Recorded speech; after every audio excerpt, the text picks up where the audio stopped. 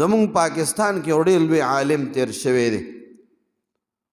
علامه یوسف لدیانوی رحمه الله په کراچۍ کې ډېر لوی شخصیت تیر شوی دی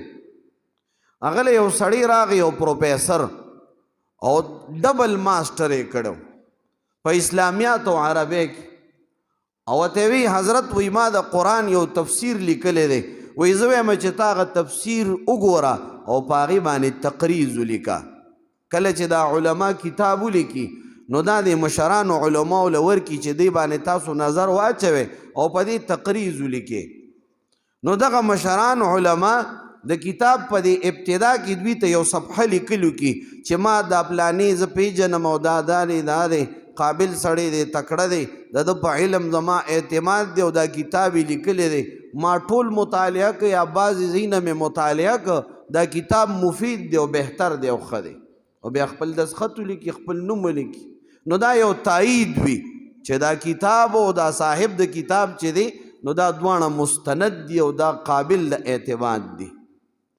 نو یوسف لدیانوی رحمه الله له دغه سړی راغی دا پروفیسر وی حضرت ما په قرآن یو تفسیر لیکلی دی او ته زما دا تفسیر وګوره نو هغه ورته وی تا ته چا وی چې ته تفسیر لیکه وی جی لیکلی مې دی خو تاسو یې وګورئ یو نظر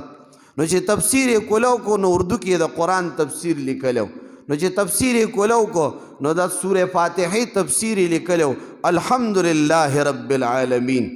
معنی ورته لیکلی وه تمام تعریف اللہ کے لیے ہے جو بڑا مہربان نہایت رحم کرنے والا ہے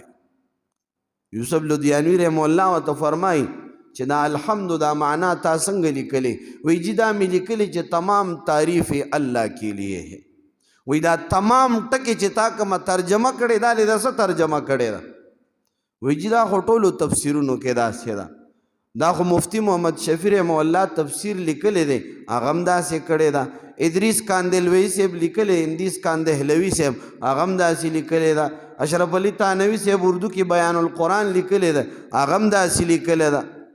لدیانوی رحمه الله ورته فرمایي وایي که مفتی محمد شفیع رحمه الله لیکلی ده نو هغه پوهېږي چې دا ما ولې لیکلی ده که بل چا لیکلی هغه پوهېږي چې دا تمام ما ولې لیکلی ده ته راته ووایه تا دا الحمدللہ دا معنی تمام تعریف ولی لیکلی دی سړی غلی شو وی حضرت ته راته ووایه وی دا تا ځکه تمام لیکلی دی چې دا د دې الف لام د وجې نه چې په دې الحمد باندې کوم دا الف لام داخل شوی دی الحمد نو دا په دې الحمد کې موږ معنا کوو چې تمام تعریفونه او بیا ورته وی ہر جگہ الف لام کا معنی تمام بھی نہیں ہوتا ہر جگہ کہ دا الف لام معنی دا نہیں چې تبه معنی تمام کې بلکہ الف لام ځان له پسپاړس قسم باندې دی نو ګوره دنیاوی تعلیم یې کړی دی اسلامیات یې ویلې عربي یې ویلې ده خو د قرآن په تفسیر یې وکړو د بل نه نقل مو خو پوه نه دی عالم چې تا ته خبره کوي عالم چې تا ته د قرآن او د حدیث معنا بیانوي هغه به پوه وي چې دا پلانې ټکې ما معنا وکړه دا مې د څه د وجې نه وکړله د څه د وجې دلته دې معنا کې ما دا اضافه وکړله د څه د وجې دلته مې د دې ټکي دا معنا وکوم د دې ټکي مې هلته بله معنا وکړه دا مې ولې وکړله نو قرآن په پوهه کې بنده استاذ ته محتاج وي او د قرآن په معنا زده کولو کې بنده استاذ ته محتاج وي د یو ډاکټر کتاب بنده اله ویلی شي چې دی د یو ډاکټر نه هغه ووایي چې کله یو بنده